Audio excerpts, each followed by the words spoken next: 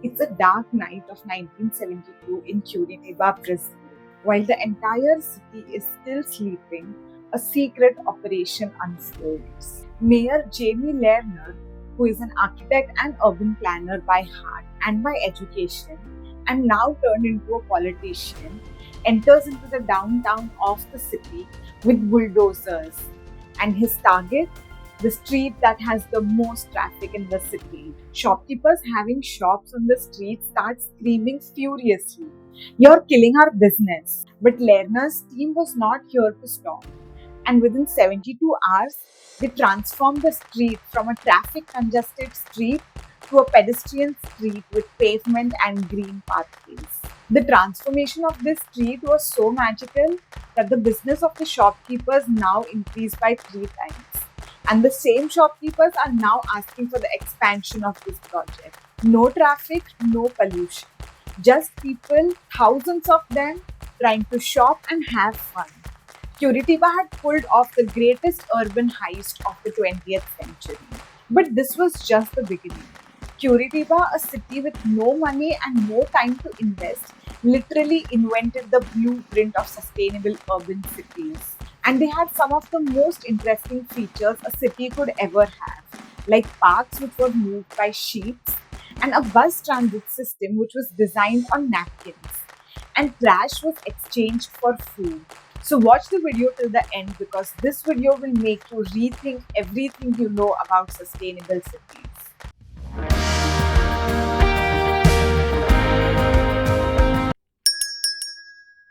The 1970s were Curitiba's darkest years.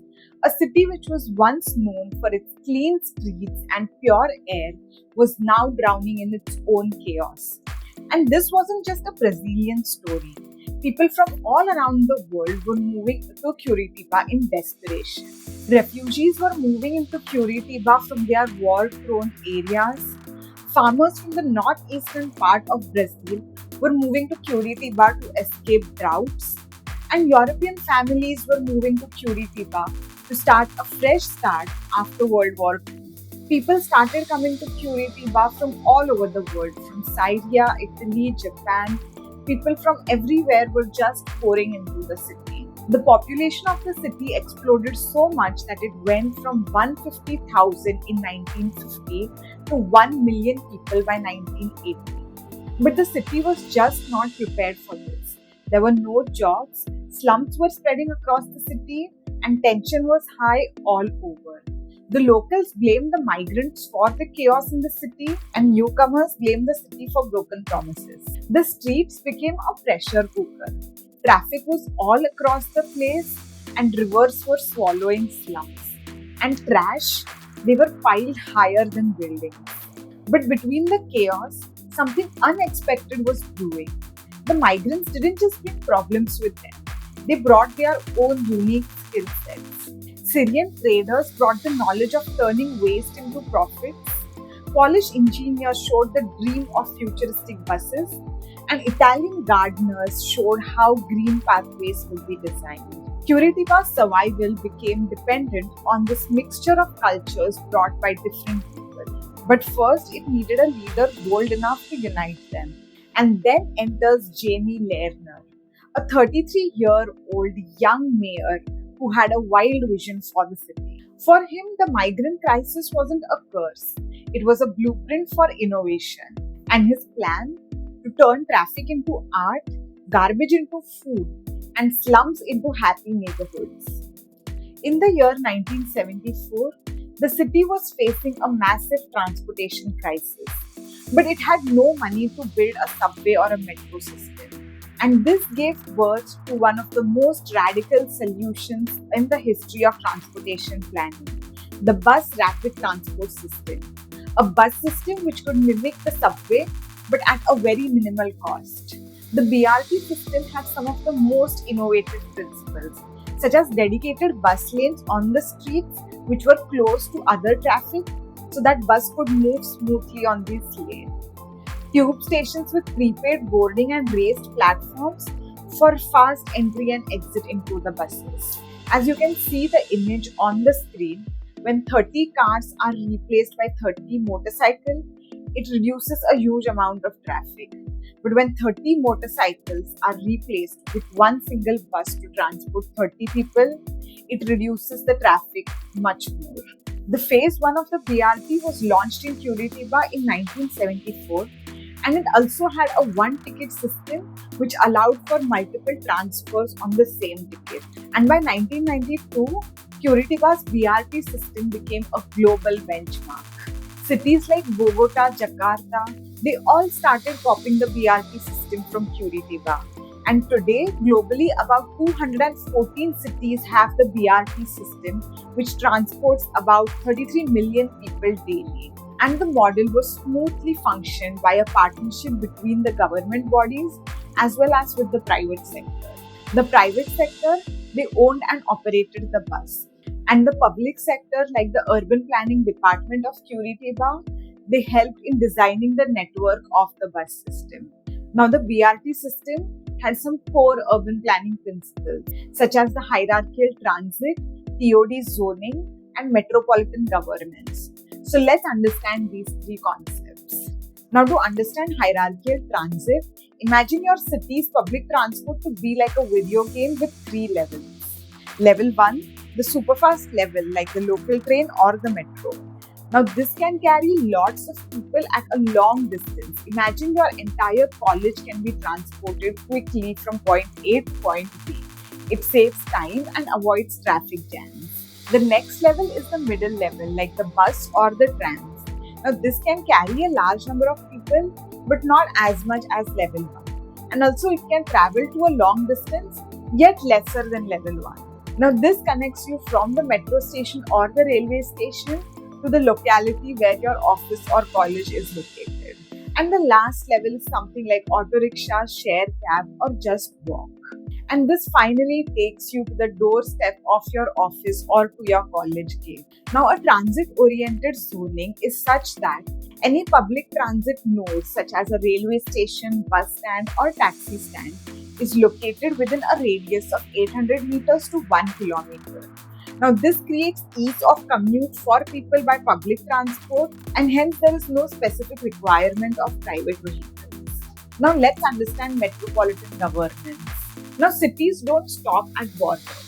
You will always find people living in smaller towns or villages close to the city and traveling daily to the city for work.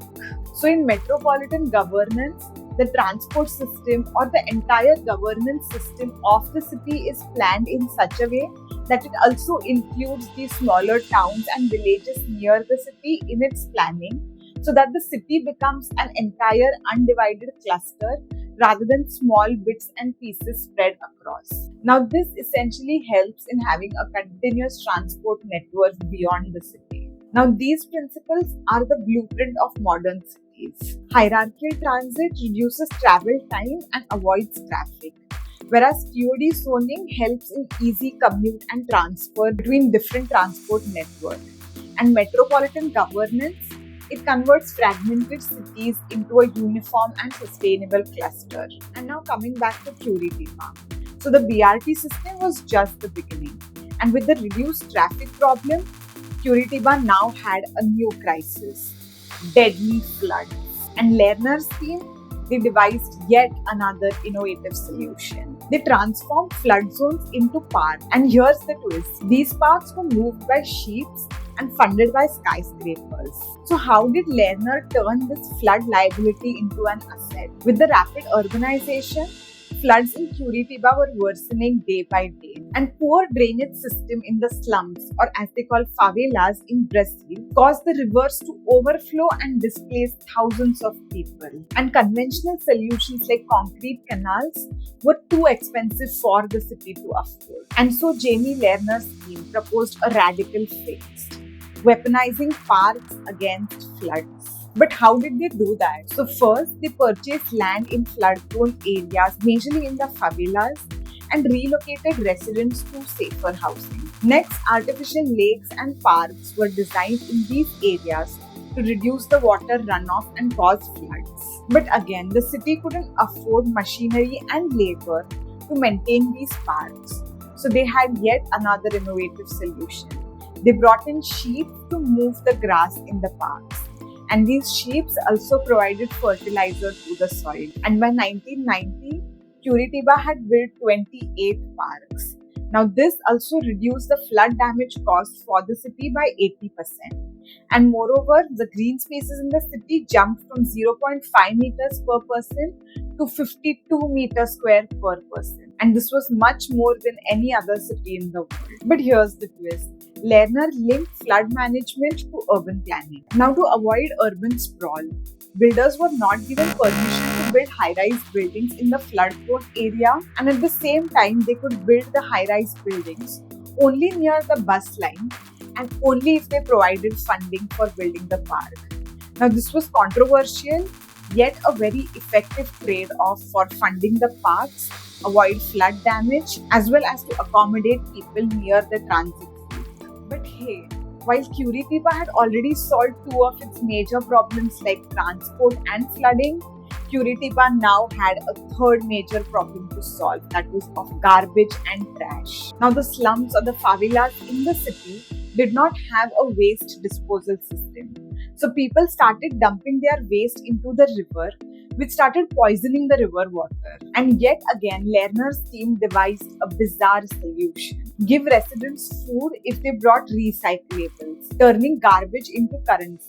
And this led to the introduction of a one-of-a-kind solution, the Green Exchange Program. Now, this program targeted the 70 plus favelas in the city which were not reachable by garbage collection trucks because of the steep terrain of the area. They then launched weekly markets into these favelas wherein if people brought in recyclable waste, they got food in exchange of the recyclable waste. Now, this provided dual benefit of turning recyclable materials from trash to usable material, as well as providing boost to local farmers to sell off their surplus material in the weekly market. By 1999, this program was so successful that Curitiba was recycling 70% of its waste, while Brazil was still recycling only 3% of its waste. The city saved millions by avoiding useful material getting ended up in the landfill, as well as providing stable income to the local farmers. The recycling plants were staffed by the local residents, providing them job opportunities, and at the same time, the pollution in Curitiba reduced by 30% as the waste burning was reduced. But by 2020, all of these innovations in Curitiba started to decline. Political scandals drained funds. Recycling rates fell by 40%. And strikes paralyzed the bus system. Can a city which once inspired the world save its legacy? Or is Curitiba yet another tale of broken promises? Curitiba's struggles today are mirroring a universal challenge. Can cities which were once sustainable adapt to newer challenges coming due to modernization? Or will these cities just become an example from the past? But the core principles learned from Curitiba, such as the bus transit system, green innovation, and public-private partnership, still remain a vital lesson for the world challenging climate change. Curitiba has inspired many cities, such as the Bogota's rapid transit system, which transports more than 2.4 million passengers daily, to Jakarta's trash bank system, which is providing families with Wi-Fi credits for giving back their recyclable trash. The battle for sustainable cities is just beginning. From hydrogen highways to AI grids, the next revolution is already here. But will it prioritize people or profit? So watch this space to know what all the sustainable cities in the world are doing.